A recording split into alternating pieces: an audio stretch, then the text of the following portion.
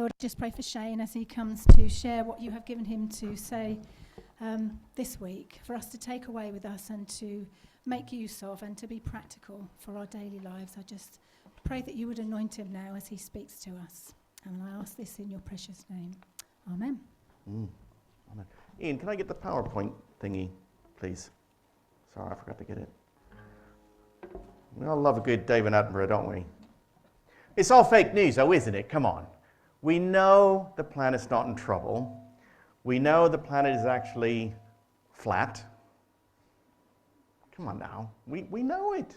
It's all on there. It's all government controlled. It's all fake news, isn't it? What does this have to do with us being Christians? Honestly. Jesus didn't say, go unto the world grabbing all the plastic you can, did he? He never said any of that stuff. What is our great commandment? Go unto the world, proclaim the gospel, telling people about Jesus. That's what we're supposed to do. We were never called to go and clean up the rubbish. So this has nothing to do with us Christians, does it? Just looking at 2 Peter 3 and Revelations 20 has led us to believe that Jesus is going to be coming soon to bring in a new creation.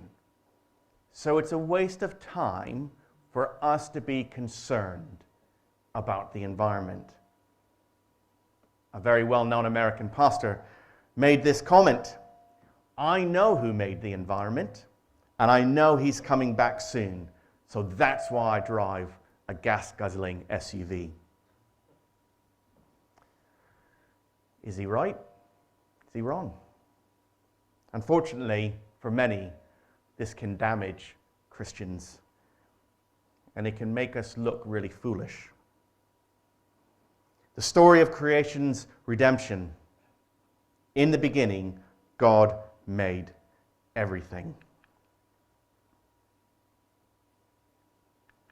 And we look at it. And for those of you who have gone on holidays and you've been to those crystal clear waters, you've been to the high mountains. One of the things I used to love is going up to Scotland, and you don't see anyone. Not that I don't like people, but it's sometimes nice to just get away, and you don't hear the cars, you don't see the people, and it's majestic, and it's lovely. It's great. Lydia's aunt and uncle live up in Cockermouth, and as soon as I hit Scotch Corner on the A1, I feel a weight lifted off my shoulders, because you start to see the mountains or fells. I don't know why they're called fells and why they're not called mountains. I don't know. I'm sure someone will. It's something to do with the dip, isn't it? But there you go. They look like mountains to me, so I'm going to call them mountains. But the joy of seeing that makes you feel, clean air, clean water, not many people around, and it's lovely. It's wonderful. Is that still working?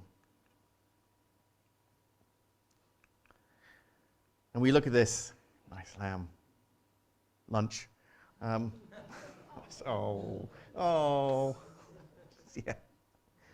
You're all going, yeah, lunch. But it's wonderful and it's great. And it is these things God created. And he places us under his rule. But he says in Genesis 1, I like this picture. You are here. He says in Genesis 1, after he created everything, that it was good. What God made was good. It was wonderful. It was lovely. And he asked us to look after it, to make sure it's maintained. And then, of course, we had the fall. We had Adam and Eve going their own ways and doing their own things, and a curse fell on the land. And no longer was it wonderful and great. And now, when you try and plant anything, you get those weeds. Who's a planter? What am I thinking of? Gardener. Clearly not me. Any gardeners? Yeah? No weeds, everything's easy, light. It's just everything springs up. It's rubbish sometimes, isn't it? You make this stuff and you think, oh, God, why did you make these weeds? But this is the curse on the land. and it's no good. And then we had Noah, and we had the flood, and we think, here's an opportunity now. Everything is wiped clean. Everything is started over, and that's what people thought. God was going to remake everything. But unfortunately, that's not what happened. And the rest of the Bible traces Noah's family tree to the creation's promised Redeemer of Jesus. The prophets looked forward. Isaiah, Ezekiel, Hosea, all of these were proclaiming that when Jesus comes, creation would be renewed. The expectation was it would happen immediately, but it didn't. Our Father was concerned for his creation. Certainly us as children should be concerned. Now, this isn't going to be me speaking to you all the time, so I'm going to ask you a question. Should we be concerned? Come on. Should we? Honestly, we should be concerned as Christians, but also as human beings, concerned for the environment. It's important that we recognize that.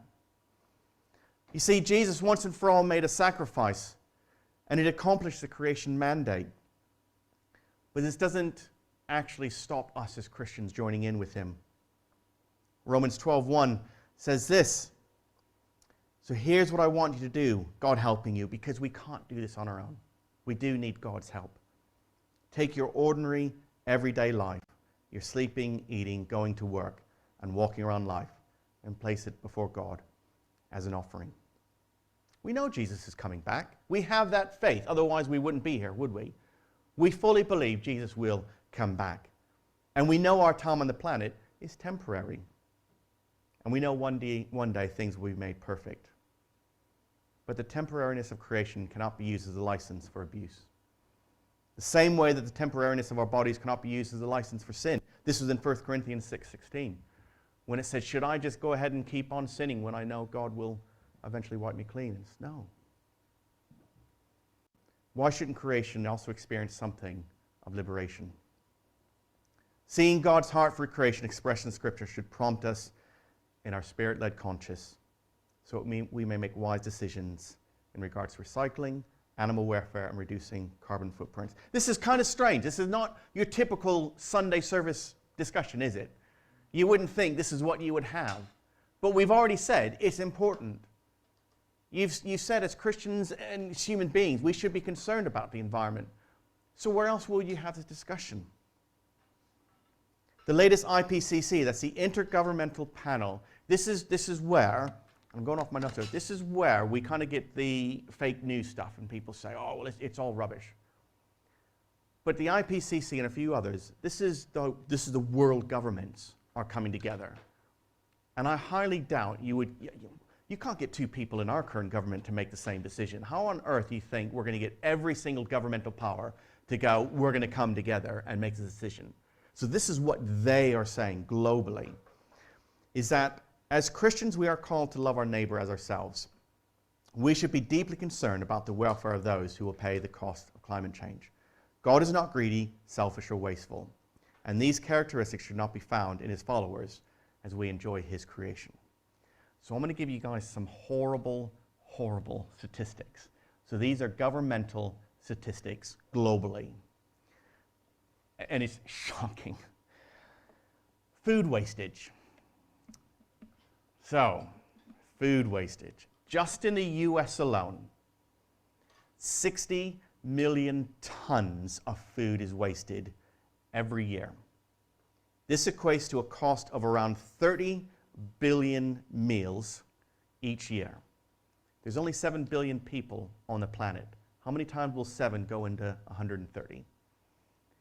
That's how many meals each day we could give. Something like 15? I don't know. Yeah. 15 meals each day for every single person on this planet could have 15 meals each day just from the waste of food in America. Isn't that shocking? It's horrible. 1.2 million tons of clothes are discarded in the UK each year. It's estimated that the average clothing is only worn 10 times before being discarded. They've said within the next few years, there will be more clothes being produced than there will be people on Earth, and 5 times more than what is being reused. Crazy. Lydia loves Vinted. Is that Vinted? So you can get so highly recommend it. 33 billion pounds of plastic enter the oceans every year. 381 billion tons of new non-recycled plastic is made each year. It's estimated the UK households throw away a staggering 100 billion pieces of plastic every year, which is averaging 66 items of plastic per week for every household. And in almost every product, palm oil is used. I wanted to get a picture up, and I couldn't get really a good one. So palm oil, the big trees, some of you may have seen the things with the orangutans and stuff like that. It is almost in every single product and covers more than 27 million hectares thank you, of the Earth's surface.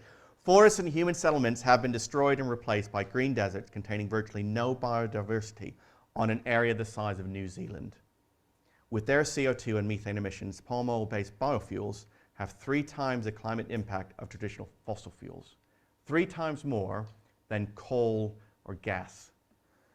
And it's estimated that 300 football pitch-sized forest fields globally are cleared. So bear with me. 300 sized football pitches every hour. Just for the palm oil plants, destroying virtually every habitat and creature out there. But we're Christians. We are called to proclaim the good news, not be green-fingered people. Doesn't matter.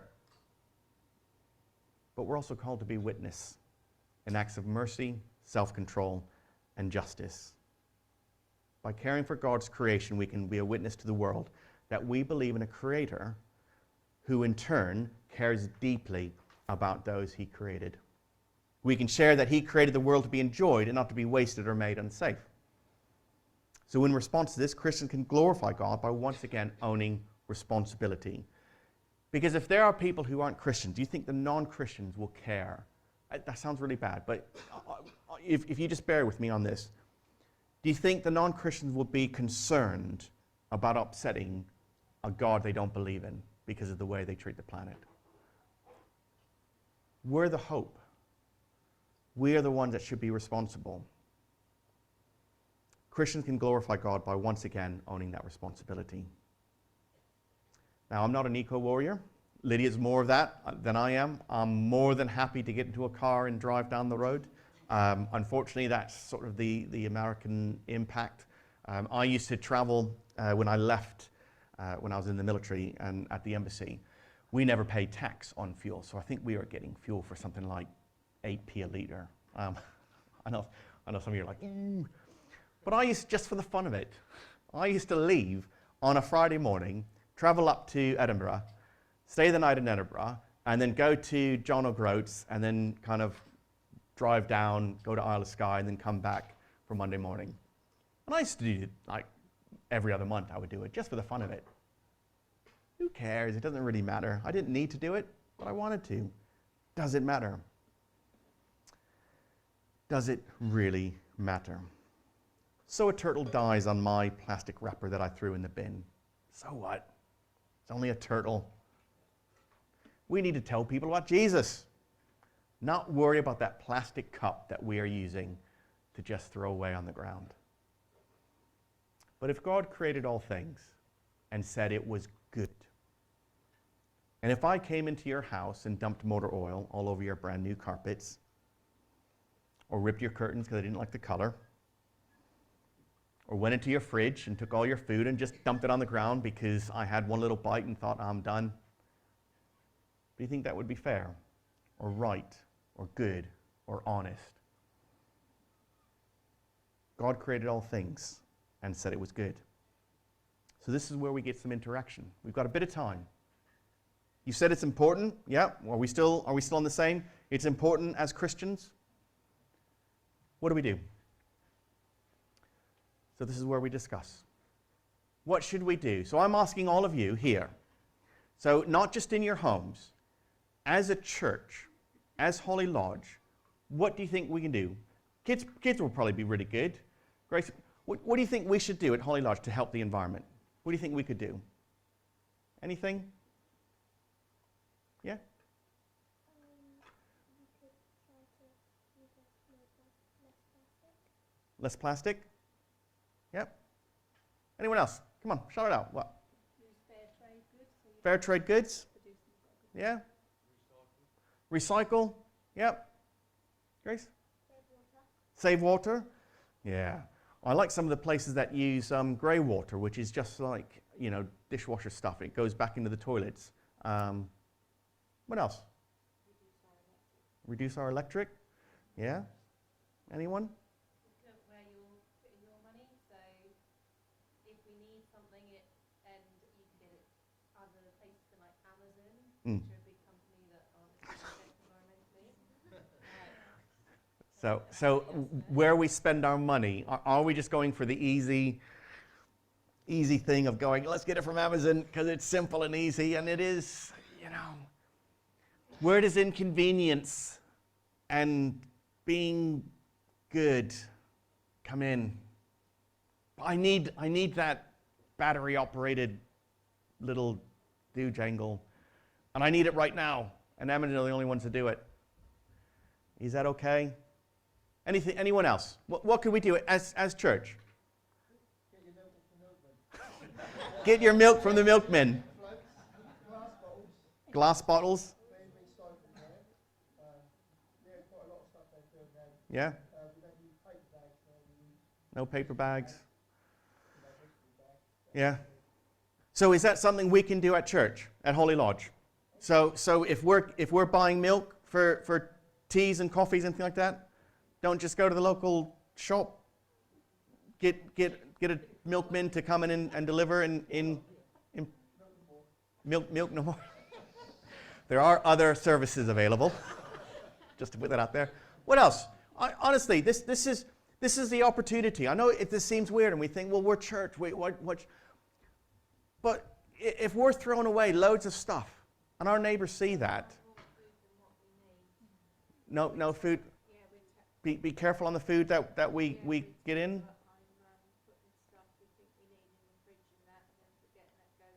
Yeah, food waste. Yeah, what else? So we come in here on a Sunday.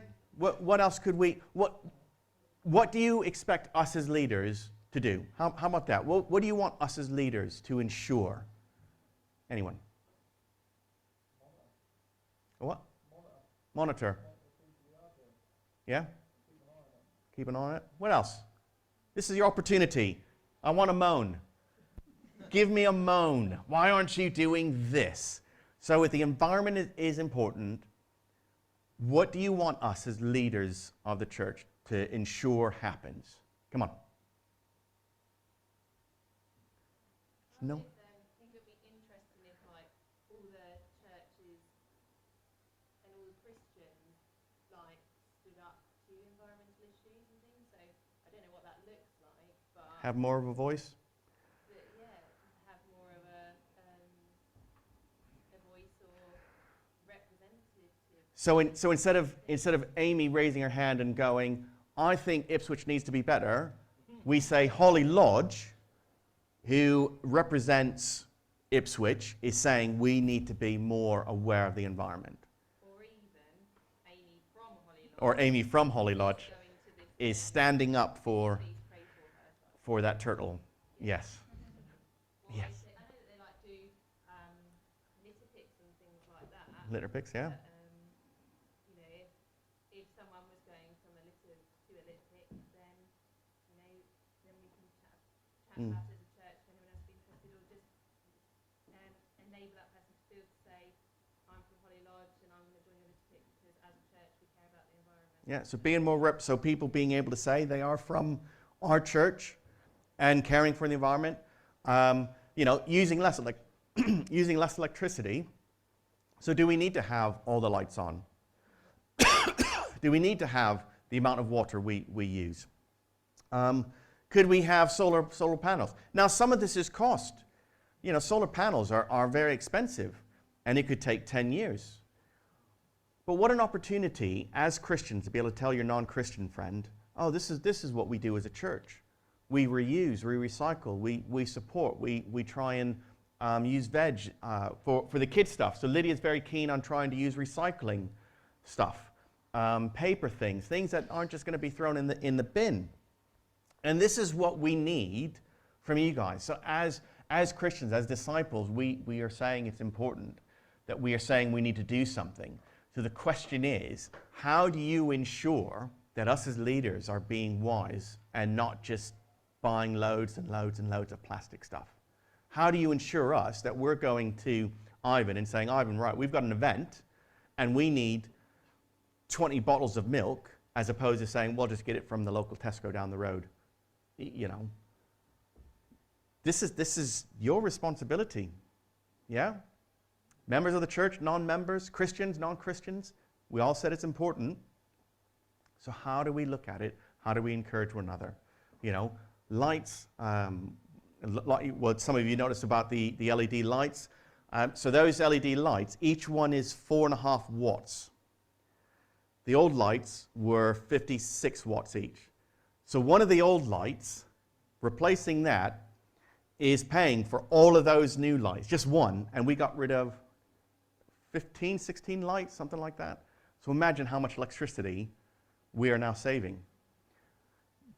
All of these lights, you know, how much electricity could our church save and show the world we're making a difference?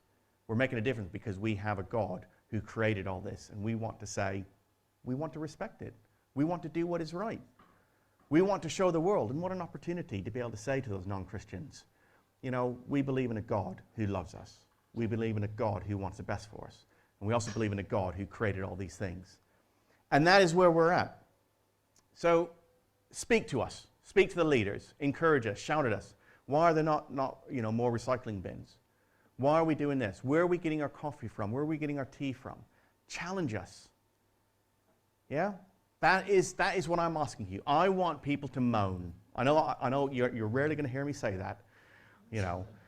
I want people to moan at us about the environment. I'll make that clear. So about the environmental stuff, moan. Shane, why is the church throwing away all this plastic stuff? Why are we getting these things? Because it's right. And before God, you should be able to say, we are doing the part that we need to. And so we can have David Attenborough come down and be surprised and support us and say, yes, the church is doing. It'd be cool if he did. I don't think he will, but it'd be kind of cool. So I'm going to leave it at that. We've got another song to sing.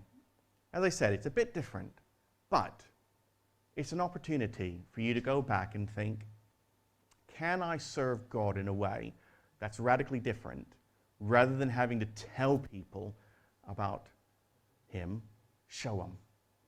Remember that scientist was saying, it's time we stop saying what we could do and actually start doing. So I'll leave it with that, and we